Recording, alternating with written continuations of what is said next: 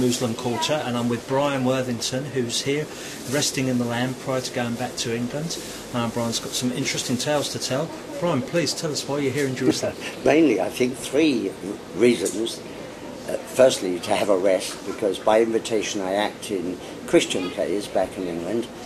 This year I've been, no, it's last year, 2009. 2009 I was in 5 plays, playing the high priest in one play, Joseph Caiaphas, and in another play, the extreme, John the Baptist.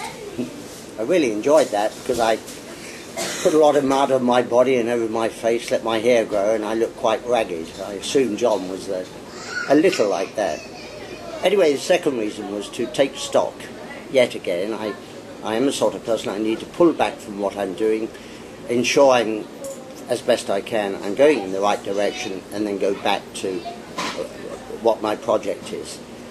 So I'm here to relax and do those two things. But thirdly, I'm here also to gather even more information about the apostles that Jesus chose, and they were 12, the 12 that he chose, plus Matthias. Matthias was the replacement for Judah of Iscariot, and then we have Paul coming along a little later, so we have a total of 14 apostles.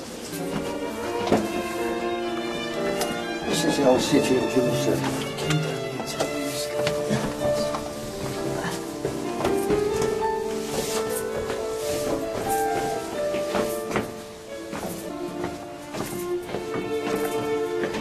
This church is what? This is the church in honour of St. Helena, the mother of Constantine, Empress Constantine.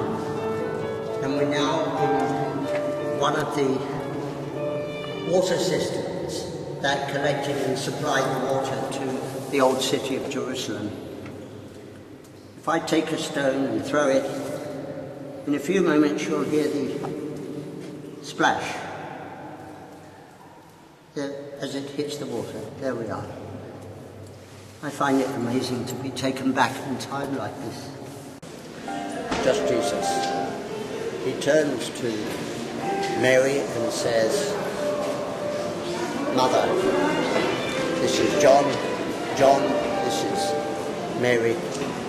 Mother, behold." In actual fact, he's saying, "Behold my friend John." John, best friend. Mary then becomes responsible. John, when as an apostle, they draw lots, and his lot, whichever form lots took, his lot was to travel in what today is Asia Minor, including the great city of Ephesus, and including Rome. During his ministry, the Emperor Diocletian attempted to kill John on at least 2 occasions, with poison, a cup of wine, and by way of oil, hot oil in a cauldron.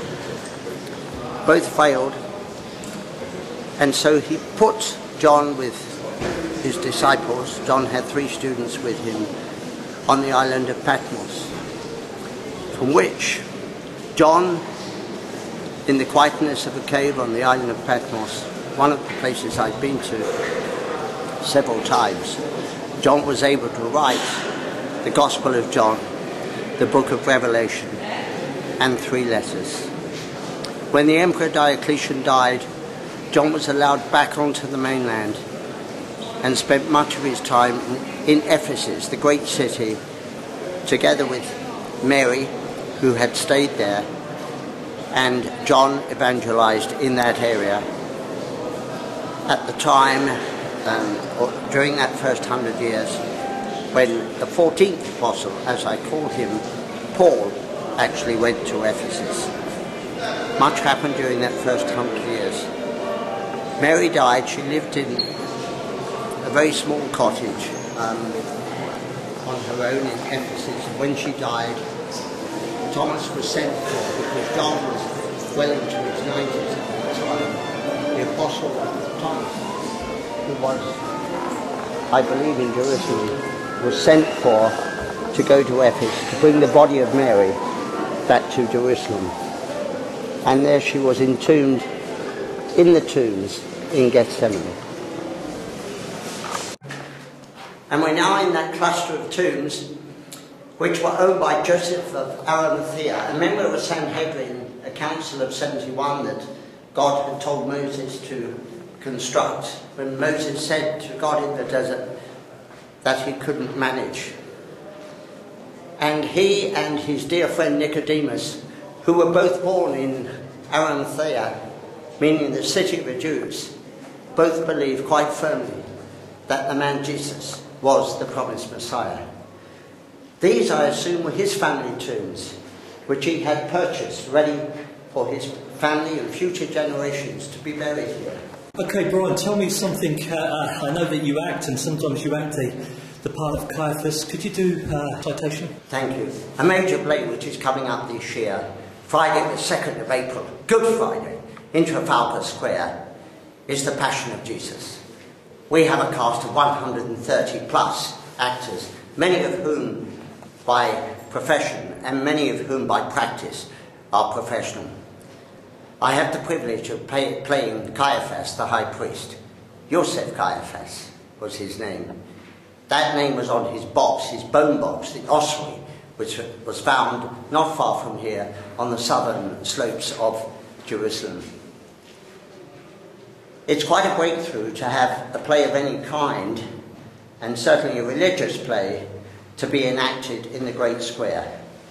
I didn't write the play. The play was written by Peter Hutley, and the beginning of this play, which will last about 1 hour and 20 minutes, shows Jesus healing through love and God working through him to establish his credibility. He heals members of the Sanhedrin, the Pharisees and the Sadducees become angry. They go to Pilate for the second time. We had this man. For us, when I come in, that's me and other members of the Sanhedrin, we go before Pilate. We bring Jesus. Pilate looks up, as it were, from his newspaper and asks, "Who brings this man before me?"